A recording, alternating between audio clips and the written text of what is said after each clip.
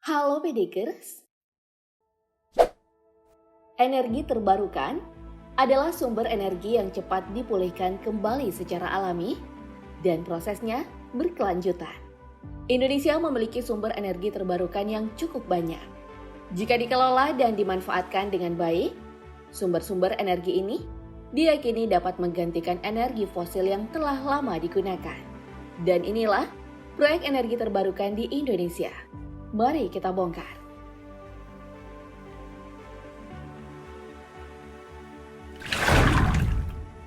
Yang pertama, ada Bendungan Bintang Bano, yang merupakan bendungan 3 di NTB yang diresmikan oleh Presiden Jokowi setelah Bendungan Tanju pada 2018 dan Bendungan Mila di 2019. Bendungan Bano adalah yang terbesar dari sisi kapasitas tampungnya di NTB dengan volume 76 juta meter kubik, dengan luas genangan 256 hektar, dan mampu mengairi sawah seluas 6.700 hektar.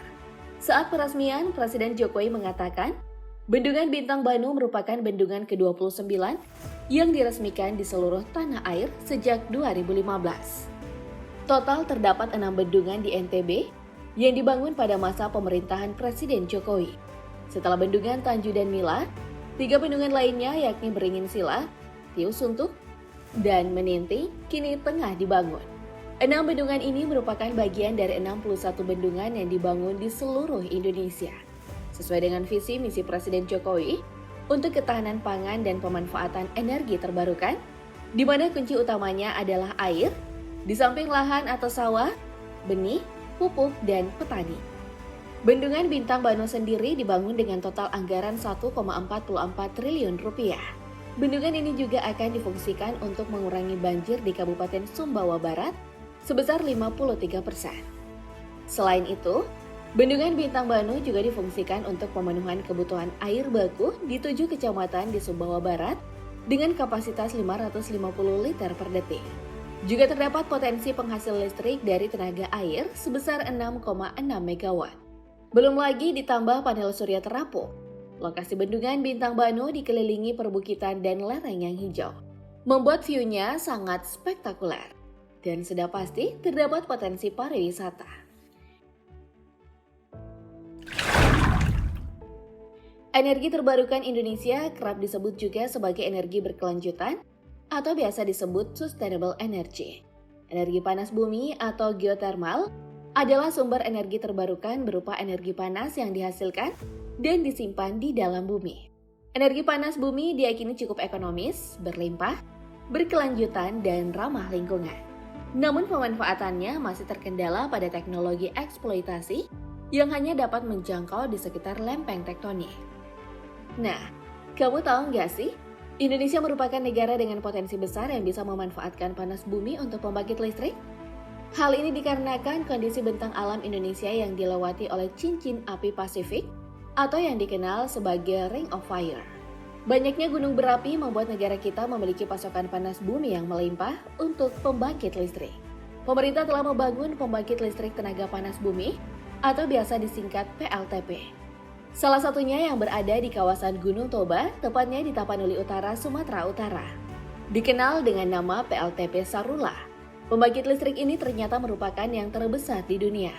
Pembangunan PLTP ini dimulai pertama kali pada tahun 1990. Namun proyek ini harus mangkrak puluhan tahun lamanya lantaran terhambat perizinan dan birokrasi yang berbelit-belit.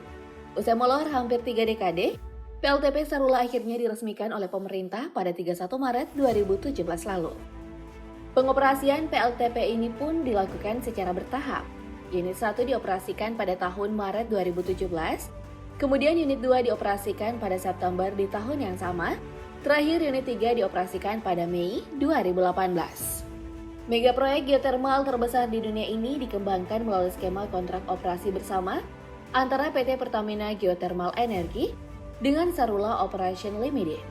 Membutuhkan investasi sekitar hampir 23 triliun rupiah yang didanai oleh pihak swasta.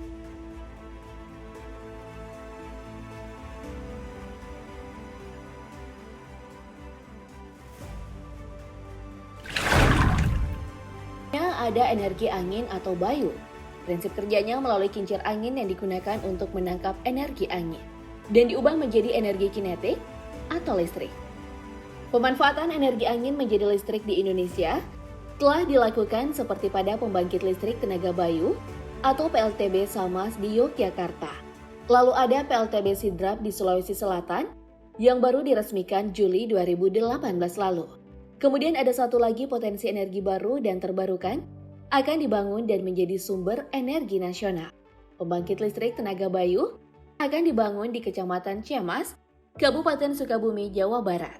Ditargetkan selesai dibangun pada 2024. Proyek PLTB Sukabumi berkapasitas 150 MW ini akan dibangun perusahaan multinasional UPC Renewables yang sebelumnya berhasil membangun kincir angin pertama di Indonesia, PLTB Sidrap.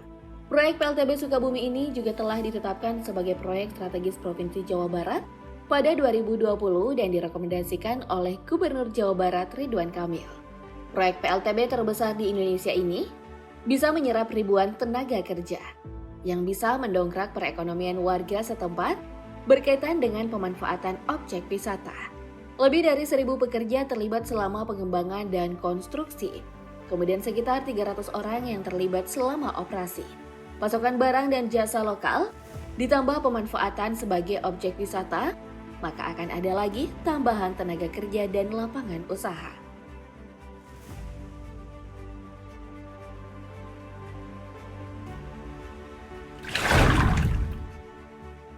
Ada juga pemanfaatan energi matahari atau surya, yaitu energi terbarukan yang bersumber dari radiasi sinar dan panas yang dipancarkan matahari. Pembangkit listrik tenaga surya yang terdapat di Indonesia antara lain PLTS Karangasem yang terletak di Bali, PLTS Reijua, PLTS Nyul, dan PLTS Solar Barat.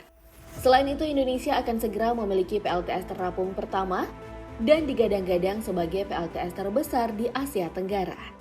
3 bank internasional siap mendanai proyek PLTS yang akan dibangun di Waduk Cirata, Jawa Barat ini, yakni SMBC, Societe Generale, dan Standard Chartered Bank yang menjadi leader asing yang mendanai proyek ini.